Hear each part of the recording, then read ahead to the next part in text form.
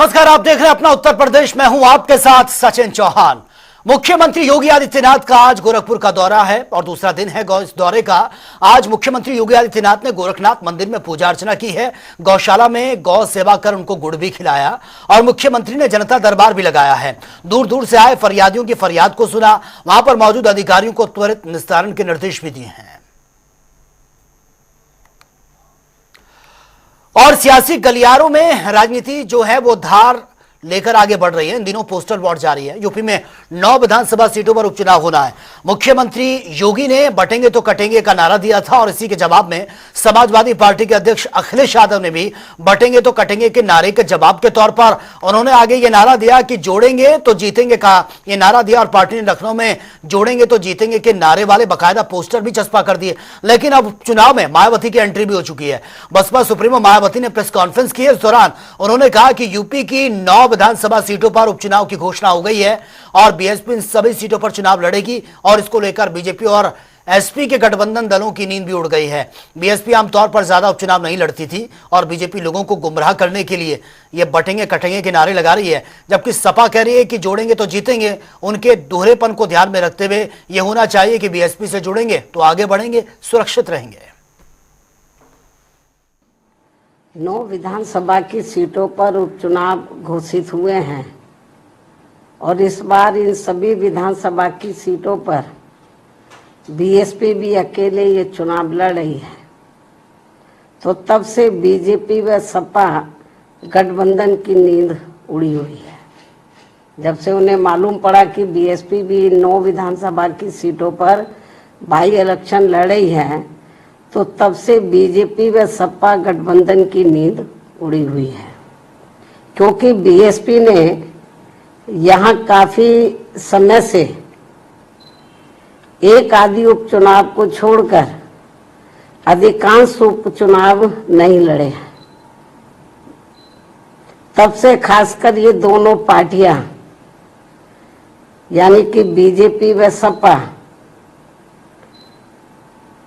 तथा इनका गठबंधन अभी तक इन चुनावों में जो भी बाई इलेक्शन हो रहे थे, तो अभी तक इन चुनावों में अंदर अंदर आपस में मिल बांट कर ये चुनाव लड़ते रहे।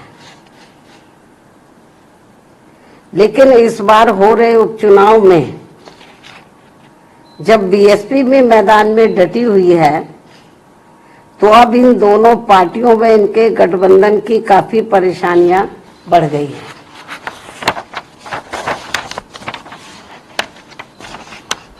जिससे जनता का ध्यान बांटने के लिए अब बीजेपी बटेंगे तो कटेंगे और सपा एंड कंपनी के लोग क्या कह रहे हैं, जुड़ेंगे तो जीतेंगे, इन नारों को प्रचारित करने व इनकी पोस्टरबाजी आदि भी खूब करने में लगी है।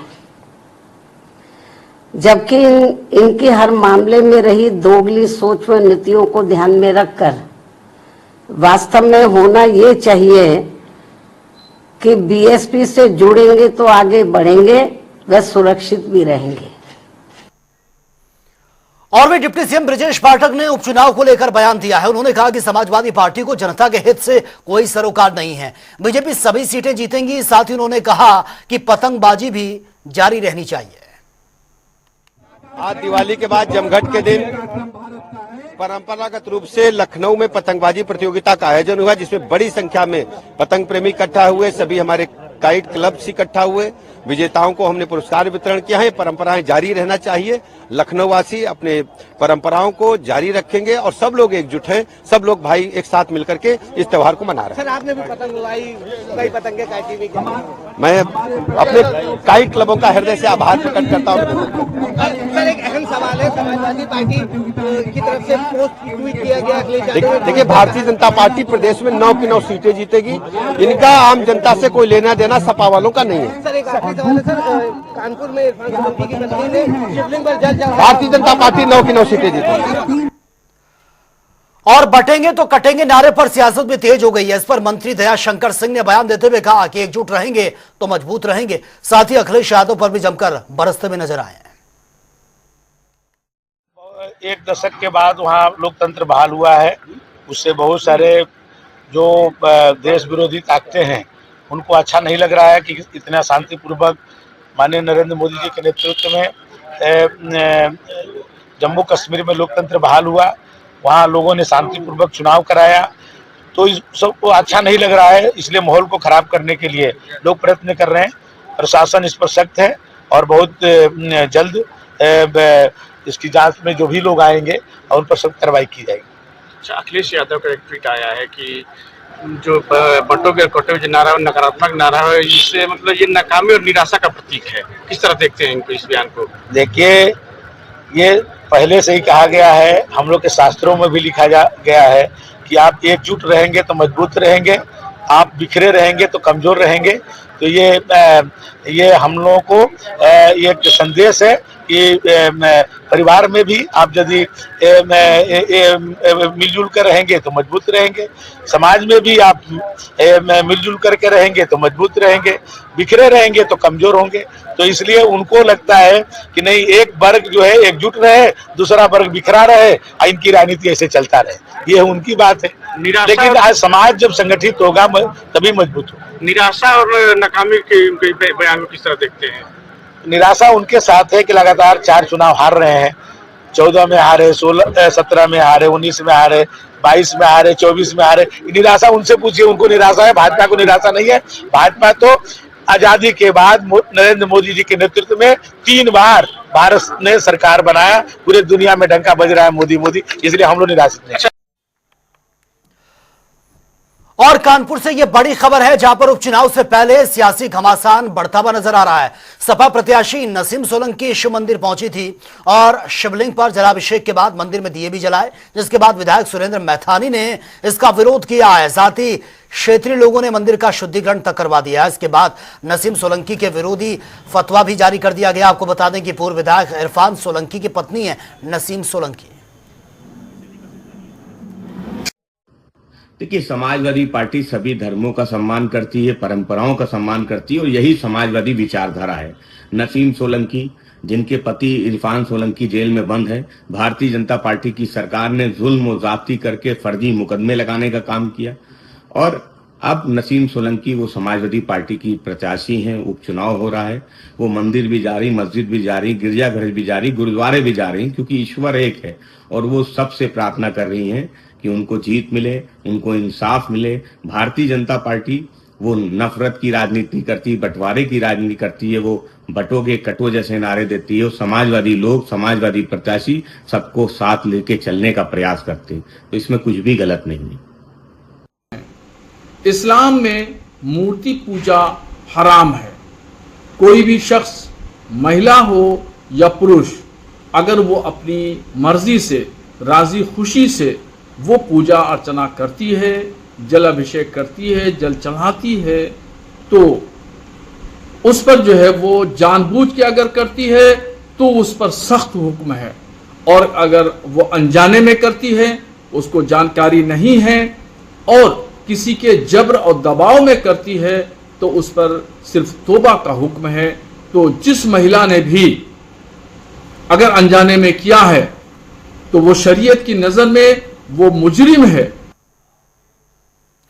और लखनऊ में सपा के प्रवक्ता जूही सिंह ने बयान दिया है और प्रधानमंत्री नरेंद्र मोदी पर जमकर हमला करती भी नजर आई हैं। ये उस पार्टी के प्रधानमंत्री कह रहे हैं जिन्होंने अपना एक भी वादा पूरा नहीं किया। न 15 लाख रुपए खाते में आए, न 2 करोड़ रोजगार प्रतिवर्ष आए, न तो नोटबंदी जो उन्होंने की थी उससे आतंकवाद या काला धन घटा, वो बढ़ा ही। आज हम एक आर्थिक विनाश के मुहाने पर खड़े हैं और नौकरियां मिल नहीं रही हैं। अपने वादे पहले पूरे करें, महिला सुरक्षा को दें और यहाँ पर उत्तर प्रदेश में जो नियुक्तियां एक भी नहीं हुई हैं उन पर कुछ बोलें, उसके बाद किसी और पर बोलें, अपने जमीर को दें। और वही प्रदेश में यातायात माह के तहत लोगों को यातायात नियमों के पालन को लेकर जागरूक किया जा रहा है। और इस बीच गाजीपुर में बलिया नेशनल हाईवे के पास भीषण सड़क हादसे के दौरान 3 लोगों की मौत हुई है। दुर्घटना के बाद शव को क्षत विक्षत कंडीशन में मोर्चरी में रखवा दिया गया, जहां पर घटनास्थल से बरामद मोबाइल और बाइक नंबर से शवों की शिनाख्त की गई है। पुलिस आगे की फिलहाल कार्रवाई में जुटी हुई है। आज दिनांक 1/11/2024 को रात्रि समय लगभग 10:15 बजे ग्राम शहबाज कुली, थाना नौनहरा अंतर्गत गाजीपुर बलिया राष्ट्रीय राजमार्ग पर सड़क दुर्घटना में 3 अज्ञात व्यक्तियों की मृत्यु हो गई। मौके पर क्षत विक्षत अवस्था में शवों को लेकर मोर्चरी हाउस भेजा गया। घटनास्थल पर प्राप्त मोबाइल व मोटरसाइकिल से मृतकों की पहचान कर ली गई है, जिसमें मृतकों का नाम इंद्रमणि यादव पुत्र स्वर्गीय धर्मदेव यादव निवासी ग्राम नगवा थाना नौनहरा, नंबर 2 सनोज यादव पुत्र स्वर्गीय संतोष यादव निवासी नगवा थाना नौनहरा, 3 शैलेश यादव पुत्र स्वर्गीय सुरेश यादव निवासी ग्राम जल्लापुर थाना नौनहरा के रूप में हुई है। घटना के संबंध में परिजनों से प्राप्त तहरीर के आधार पर आवश्यक विधिक कार्रवाई की जा रही है। और वे रक्षा मंत्री राजनाथ सिंह एक दिवसीय दौरे पर कानपुर पहुंचे थे। इस दौरान उन्होंने कहा कि पहले कई आतंकी घटनाएं होती थी, लेकिन अब पहले की तुलना में बहुत कमी इसमें आई है। हमारे सुरक्षा बल पूरी तरह से सतर्क हैं और ऐसे हालात पैदा होंगे तो आतंकी घटनाएं पूरी तरह से खत्म हो जाएंगी।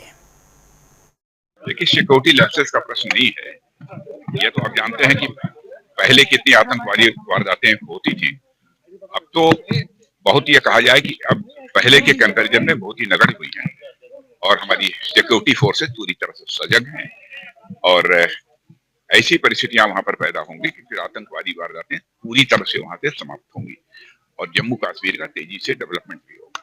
नहीं, देखो, ऐसा यह नहीं कह सकते कि बहुत बढ़े हुए हैं। देखिए, जो भी हुए हैं, इधर 1, 2, 3, 4 घटनाएं हुई हैं, वो निश्चित रूप से दुर्भाग्यपूर्ण हैं और हमारी सिक्योरिटी फोर्सेस पूरी तरह से सजग हैं और उसका जवाब भी दे रही है। ऐसा नहीं है कि उसका जवाब नहीं दिया जा रहा है। बहुत सारे टेररिस्ट मारे भी गए। देखिए, भारत का जहां तक प्रश्न है, भारत अपने सभी पड़ोसी देशों के साथ अपने रिश्ते अच्छे बनाकर रखना चाहता है और भारत और चीन के बीच लगातार साल 1.5 साल से यह बातचीत चल रही थी। आर्मी के लेवल पर भी और डिप्लोमेटिक लेवल पर दोनों स्तर पर बातचीत चल रही थी। एक समाधान हो चुका है और साथ ही साथ अब डेमचौक पर तो पेट्रोलिंग का सिलसिला प्रारंभ हो गया है, भारत का भी और चाइना का भी, मैं जिस रूप में होना चाहिए और वैसे ही डेप्सांग का भी प्रारंभ होगा।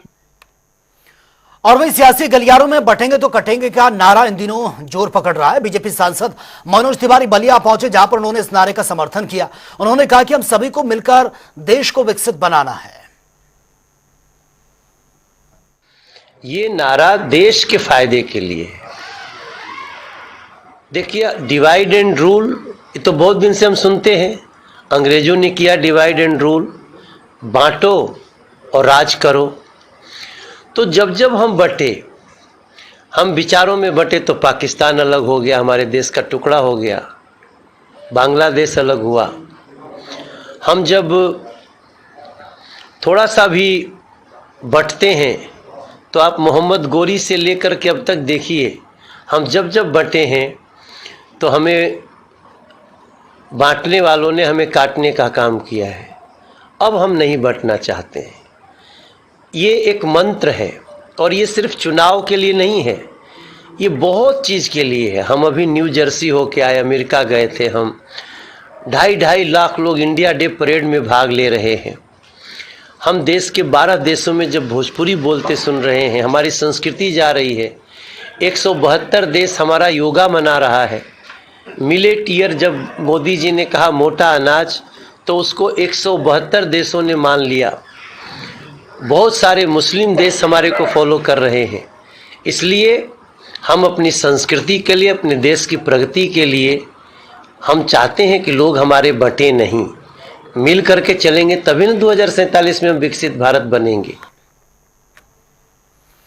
और क्रिकेट का T20 फॉर्मेट IPL जल्द ही ये शुरू होगा, जहां पर अलीगढ़ के रहने वाले बल्लेबाज रिंकू सिंह को कोलकाता नाइट राइडर्स यानी कि KKR ने IPL के 18वें संस्करण में रिंकू सिंह को ये रिटेन कर दिया है और रिटेंशन के एवज में उन्हें 13 करोड़ रुपए मिलेंगे। और इतनी बड़ी राशि मिलने से उनके समर्थक और परिजनों में खुशी की लहर साफ तौर पर नजर आ रही है। नाम है आपका? मेरा नाम नेहा है। नेहा, ये बताइए रिंकू सिंह कौन है आपके? भैया है मेरे बड़े। अच्छा, ये बताइए अब उनको 13 करोड़ में जो है खरीदा गया है, किस टीम ने लिया है, कैसा लग रहा है? KKR में उनको रिटर्न किया गया है 55 से 13 करोड़ में, तो बहुत अच्छा लग रहा है, बहुत ज़्यादा खुशी हो रही है पूरी फैमिली को ही। तो दीपावली पे भी एक उपहार मिला है ईश्वर की तरफ से, तो बहुत अच्छा लग रहा है सबको, पूरी फैमिली को। तो आगे भैया को कहाँ देखना चाहते हैं? हम भैया को टॉप खिलाड़ी के रूप में देखना चाहते हैं। स्टार्टिंग से ही हम ये चाहते थे कि भैया ज़्यादा से ज़्यादा आगे बढ़े। दीपावली चल रही है, ऐसे मौके पर भैया को आपने जो है इस मुकाम पे देखा, कैसा लग रहा है, क्या मानते हैं? बहुत अच्छा लग रहा है, पूरी फैमिली को ही बहुत ज़्यादा खुशी है, पूरे ऑल इंडिया में ही खुशी है। सब लोग यही चाहते थे कि भैया ज़्यादा से ज़्यादा। और संभल से अवमाननीय व्यवहार का मामला सामने आया, जहां पर मां की मौत के बाद सौतेले पिता ने मासूम बच्चे के साथ बेरहमी से मारपीट की है और साथ ही बच्चों को 3 दिन तक भूखा प्यासा रखा, जिसके बाद बच्चों के बंद होने की जानकारी मिलने पर गांव वालों ने उन्हें बाहर निकाला। मासूम बच्चों के मामा ने बच्चों के साथ थाने में पहुंचकर आरोपी के खिलाफ मुकदमा दर्ज करवा दिया है। वहीं मामले में कार्रवाई करते हुए पुलिस ने आरोपी को फिलहाल गिरफ्तार कर लिया है और आगे की कार्रवाई शुरू कर दी है। बेटे किसने मारा ये? पापा ने। क्यों मारा? चाचा ने। क्यों मारा बेटे? हम मारते रहते हैं, हमारी कोई गलती उनका नंबर होगा। अच्छा बेटे, तुम्हें लैट्रिन में किसने बंद करा था? हम निकले। कितने दिन में निकले? वो सुबह निकले और कल भी बंद करा, सब खोला। इस बार हमने डर के बारे अब आज तक की नदी ना तो कल ले आते हमें। पापा कैसे हैं आपके? सुतीले कैसे हैं? सोतेले हैं। अब क्या चाहते हो? क्या चाहते हो? हम तो कहीं रहने जाने जा, चाहे मामा के संग चले जाओ, मैं तो ये चाहता हूँ। ऐसे पापा को जेल मिले बेटे? और अब बात होगी तमाम खबरों की ताबड़तोड़ अंदाज में। मेरठ में किसान की गोली मारकर हत्या, मृतक के परिजनों ने 5 लोगों के खिलाफ तहरीर दी है। मामले की जांच में जुटी है पुलिस। महोबा में युवक ने फांसी लगाकर खुदकुशी कर ली है, परिजनों में कोहराम मच गया। अमरोहा में बदमाशों के साथ पुलिस की मुठभेड़, पुलिस ने 3 आरोपियों को गिरफ्तार किया। छात्रों से भरी बस में की थी फायरिंग। इटावा में यातायात माह का शुभारंभ हो चुका है, लोगों को यातायात नियमों के बारे में जागरूक किया जा रहा है। प्रतापगढ़ में अयोध्या राजमार्ग में 2 गुट आपस में ही भिड़ गए, मामूली बात को लेकर जमकर मारपीट, वीडियो सोशल मीडिया पर वायरल। इटावा में वैन ने युवक को टक्कर मार दी, इलाज के दौरान युवक ने दम तोड़ दिया। गोंडा में रेलवे स्टेशन पर खड़ी ट्रेन में चलाया गया सर्च ऑपरेशन, बॉम्ब की खबर मिलने पर भारी पुलिस फोर्स भी मौके पर मौजूद है। कन्नौज में यातायात माह का शुभारंभ कर दिया गया, एसपी ने हरी झंडी दिखाकर किया रवाना। कन्नौज में इत्र कारखाने में संदिग्ध परिस्थितियों में आग, दमकल की कई गाड़ियां मौके पर पहुंची, बमुश्किल आग को कंट्रोल किया।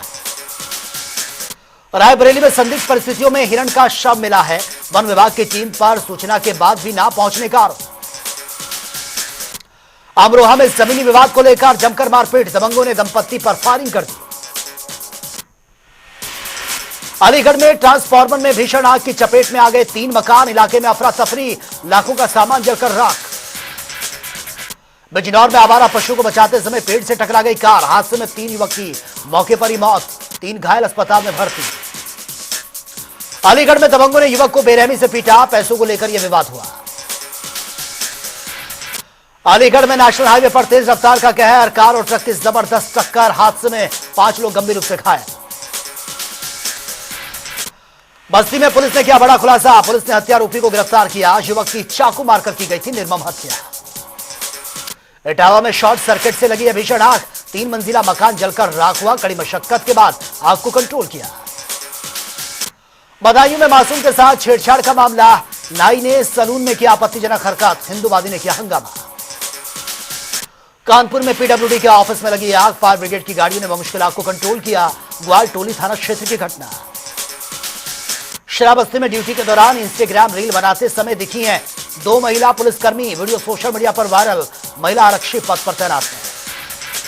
कानपुर में साथियों के साथ असला लेकर पहुंचा युवक, ससुराल जनों से मारपीट, बर्रा थाना क्षेत्र की घटना। तो फिलहाल इस बुलेटिन में मेरे साथ इतना ही, लेकिन तमाम खबरों के लिए आप बने रहिए जनता टीवी के साथ। नमस्कार।